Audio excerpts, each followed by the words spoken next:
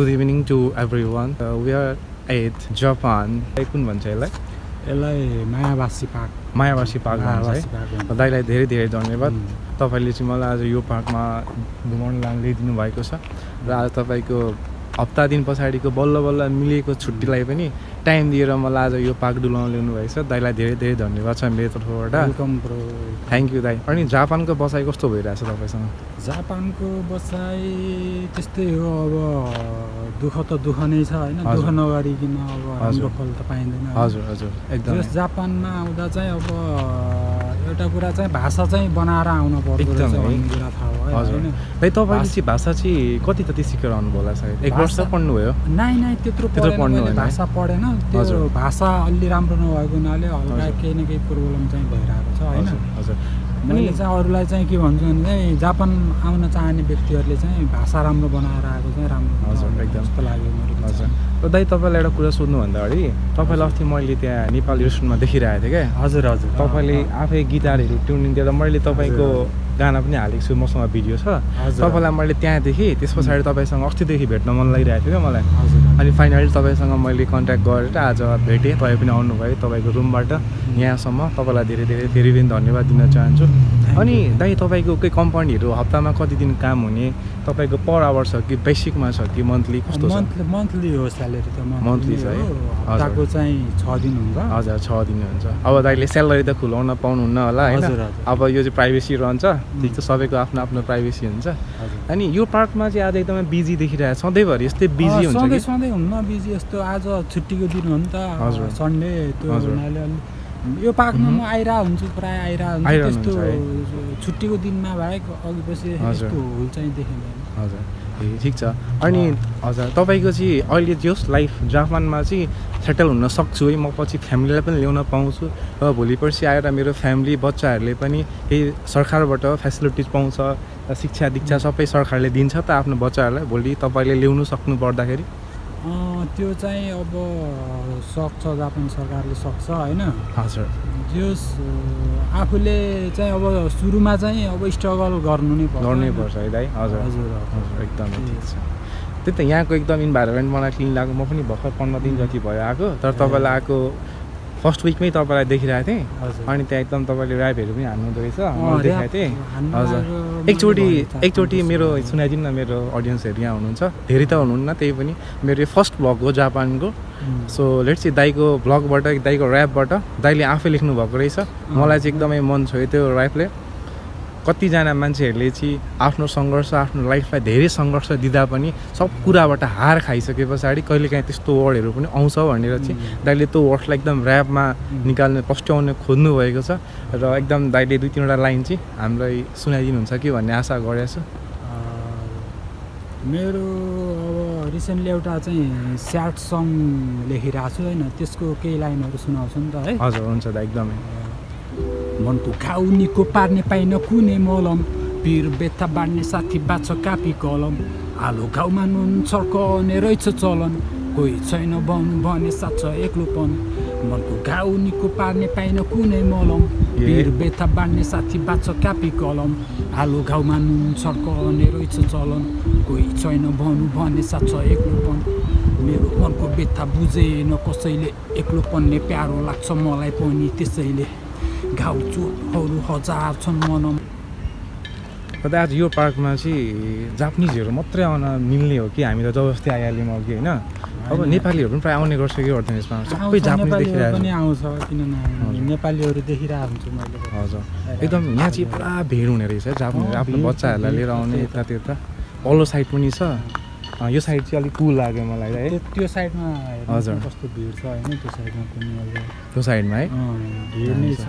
अब यहाँ चाहिँ अलिकति प्रोहिबिटेड रहेछ, जापानिजहरूलाई देखाउन मिल्दैन रहेछ। जापानिजहरू त्यही त अलिकति रुल्सहरू पनि यहाँ फलो गर्नै पर्ने रहेछ। रुल्स एकदम गाई जापानमा बबाल छ है। साइकल लिँदाखेरि साइकल चलाउनु पर्यो भने होइन, साइकलको लाइट कम्पलसरी हुनै पर्यो। अनि साइकल चलाउँदा हिँड्दै एउटा हात छोड्न पाइएन। अब इमर्जेन्सी साइकल चलाउँदै पानी पऱ्यो भने छाता उड्न पाएन, हिँड्दै भिज्नु पर्यो, एउटा हातले छाता उडाउनु पाएन। यहाँको रुल्स एकदम बबाल छ, लाइन एकदम क्रस हुन्छ। अनि जापानिजले एकदम रेस्पेक्ट गर्नुपर्छ, यहाँ साइड छोड्दै पनि रेस्पेक्ट गर्छ, हामीले पनि उनीहरूलाई रेस्पेक्ट गर्नै पर्ने हुन्छ। एकदम डिसिप्लिनमा बस्छ जापानिजहरू चाहिँ। र हामीले पनि आज पार्कमा हिँड्दै गर्दाखेरि चाहिँ अघि हामी नेपाली दाजुभाइहरू कोही देखेन भनेर चाहिँ कुरा चाहिँ गर्दै थियौँ। अहिले हिँड्दा हिँड्दै यहाँ 3 जना चाहिँ हुनुहुँदो रहेछ, उहाँहरूसँग भर्खरै हामीले चिनजान गऱ्यौँ। सो लेट्स सी उहाँहरू कहिले आउनुभएको जापानको लाइफस्टाइल चाहिँ कस्तो छ उहाँहरूको, एकचोटि उहाँहरूको पनि मनसाय बुझ्ने कोसिस गरौँ हामी। र फर्स्ट अफ अल दाइ हजुरको नाम चाहिँ के पर्यो? मेरो नाम सुमन गौतम। सुमन गौतम। अहिले तपाईँ त मेरो ठ्याक्कै बन्धु हुनुहुँदो रहेछ। हजुर कहाँबाट पढ्नुभयो? काठमाडौँदेखि नै। काठमाडौँबाट आउनुभएको है, ठिक छ। तपाईँ जापान चाहिँ कहिले आइपुग्नु भएको? हिजो मात्रै आइपुगेँ म त। अरे हिजो मात्रै आइपुग्नु भएको तपाईँ? ल बधाई छ, तपाईँलाई एकदम वेलकम छ जापानमा है। बिदा रहेछ। हजुर कोवेनतिर यसो घुम्न। ठिक छ। जापान लाइफ कस्तो देख्दै हुन्छ? नेपालदेखि फार बेटर छ कि कस्तो छ? सुरुमा हेर्ने बित्तिकै पनि थाहा हुन्छ कति कुरा त्यस्तो छ, एकदमै व्यवस्थित, हजुर सुन्दर, सफा, एकदमै सिस्टममा चलेको जस्तो पाएँ। अब धेरै कुरा बुझ्न बाँकी छ। हजुर हजुर एकदमै, तर एकदमै रमाइलो लागिरहेछ। वेदर तपाईँलाई कस्तो लाग्दैछ? नेपाल जस्तै लाग्दैछ कि तपाईँको वेदरको कन्डिसन कस्तो छ? अहिलेको यो आजकलको मौसम चाहिँ उस्तै पाएँ मैले चाहिँ। उस्तै छ है? उस्तै पाएँ। अब अहिलेपछि हजुर अब हिजो अस्ति तपाईँ आउनु भएको थिएन, हिजो राति नै आइपुग्नुको कुरा गर्दै अहिले गर्मी छ रिलेट गर्न मिल्ने पाएँ मैले। हजुर ठिक छ। र तपाईँको फ्रेन्ड्स पनि हुनुहुँदो रहेछ, तपाईँहरू हजुर सबै एकै ठाउँबाट हुनुहुन्छ कि नयाँ नयाँ ठाउँबाट हुनुहुन्छ? होइन, उहाँहरूलाई मैले यहीँ आएपछि ए हजुर पार्कमै भेट्नु भएको? होइन, पार्क हजुरहरू केही खाइसेवामा गर्नुहुन्छ है? हजुर ठिक छ। उहाँ हाम्रो आदरणीय दाईको नाम चाहिँ के पर्यो? इट्स मी अश्विन चापागाई है। वाउ ठिक छ दाई, तपाईँलाई धेरै धेरै थ्याङ्क यू है हाम्रो भिडियोको पर्मिसन दिनुभएकोमा। ए ओके ब्रदर। हजुर ठिक छ। हामीले त्यस्तो साह्रो पनि केही गरेको छैन दाइ, यसो 1-2वटा शब्द म तपाईँलाई केही सोध्न चाहन्छु। किनभने जापान आउनको लागि धेरै क्युरियोसिटी हुन्छ। अहिले जापान आउनको लागि चाहिँ स्टुडेन्टदेखि लिएर होइन, अनि इभन अब अरू घरमा अलरेडी सेटल भइसक्नु भएको होइन, जापान जाऊँ न त भन्ने टाइपको होइन, 72 भिजा कम्प्लिट गरेर बस्नुभएको छ। 72को पनि धेरै अहिले ओकेजन आइरहेछ, भ्याकेन्सी आइरहेछ होइन।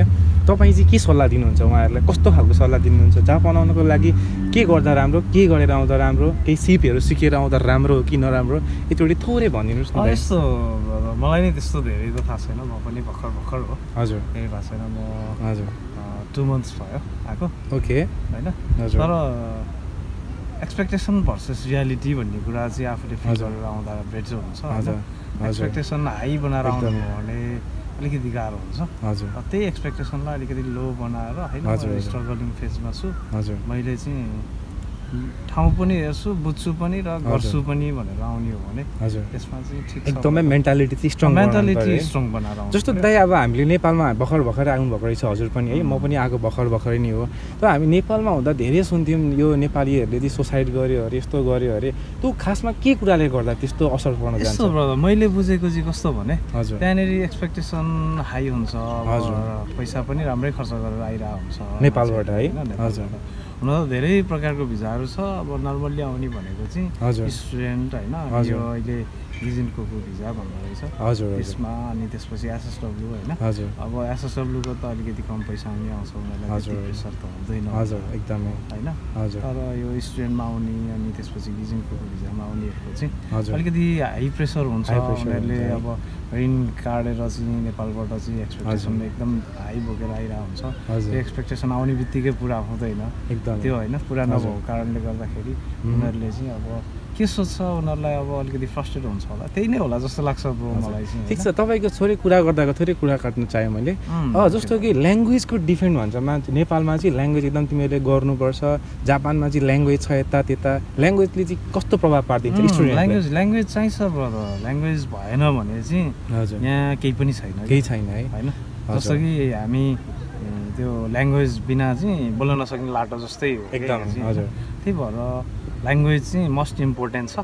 हजुर ल्याङ्ग्वेज चाहिँ इम्प्रुभ गरेर आउँदा राम्रो भनेर चाहिँ भन्छु है मैले। दाइले भने जस्तै अब आउने जो आउँदै हुनुहुन्छ प्रायः स्टुडेन्टमा आउने जो पनि म म्याक्सिमम देखिरहेको हुन्छु। अब जस्तो हामी भने त धेरै थोरै भए पनि जापानको अलिकति बेसिक नलेजहरू चाहिँ बुझ्ने, बेसिकको कुराकानी हामी कन्भर्सेसन गर्ने भएर नै आएका छौँ आउन चाहिँ होइन। तर स्टुडेन्ट आउनेहरूले चाहिँ कस्तो हुन्छ भने उहाँ टक्क एप्लाई गरिसके पछाडि मैले एप्लाई गरिसकेँ, म क्लास जाँदिनँ, यो टाइपको मेन्टालिटी भएर गर्दाखेरि चाहिँ यहाँ सिओई आउँछ, अनि सिओई आएपछि एमएससीले चाहिँ अब इन्टरभ्यू लिन्छ है तिमीहरूको भनेपछि मात्रै स्टुडेन्टले थोरै तात्तिने गर्ने हुने गर्छ त्यो हुँदाखेरि चाहिँ स्टुडेन्टले अलिकति म जापानमा गएर चाहिँ आफ्नो लाइफलाई सेक्योर गर्छु है भाषा राम्रोसँग बनाएर जान्छु है भन्ने हिसाबले चाहिँ कन्सल्टेन्सी गएको फर्स्ट दिन गएकोमा इन्ट्री भएको फर्स्ट दिनदेखि ल्याङ्ग्वेजलाई चाहिँ एकदम प्रायोरिटी दिन थाल्यो भने चाहिँ भोलिका दिनमा जापानमा आएर काम खोज्न ओर्न आफूलाई प्रब्लम परेको बेलामा सेयर गर्नको लागि जापानिजहरूसँग आफ्नो कुरा राख्नको लागि एकदमै सहज हुन्छ र काम अरू बाइदो भन्छ यहाँ चाहिँ पार्ट टाइम गर्नको लागि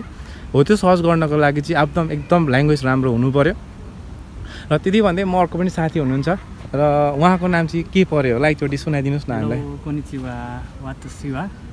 सुजन भट्टराई है म चाहिँ सुजन भट्टराई झापाबाट हजुर तपाईँ झापाबाट आउनु ठिक छ तपाईँ के कुन भिजामा आउनुभएको म चाहिँ एसएसडब्ल्यू भिजामा आएको एसएसडब्ल्यू भिजामा आउनुभयो है ठिक छ भनेपछि तपाईँको कामदाम राम्रोसँग चलिरहेछ मेरो चलिरहेको आज के निचिओबी भएर तपाईँको पनि बिदा भएर मेरो चाहिँ हप्तामा 2 दिन छुट्टी हुने ए हजुर उहाँ सबै सँगै भेट्नु भएको कि तपाईँहरू एउटै खाइसामा गर्नुहुन्छ हामी पहिलेदेखि नै चिन्जान हो ए हजुर ल आज यहाँ चाहिँ नयाँ दाइ हो हजुर भर्खर मात्रै आउनु भएको ए उहाँलाई एकदम फेरि पनि वेलकम छ जापानमा म पनि आएको त धेरै भएको छैन तर जे होस् तपाईँहरूसँग भेटेर एकदमै खुसी लाग्यो आदरणीय मेरो दाइ पनि यहाँ हुनुहुन्छ भर्खर दाइको हामीले ऱ्याप पनि सुनिहाल्यौँ र नेक्स्ट भिडियोमा दाइसँग फेरि म टाइम मिलाएर कुनै अरू ठाउँमा पनि दाइसँग कुराकानी गर्न चाहन्छु र दाइले मलाई देखाउँछु नि भन्नुभएको छ अरू राम्रो ठाउँ छ जापानमा घुम्नको लागि हजुर हजुर ल दाइलाई धेरै धेरै धन्यवाद आज थोरै टाइम दिनुभएकोमा र यहाँ भेट हुनुभएका मेरो प्यारा दाइहरू साथीभाइलाई पनि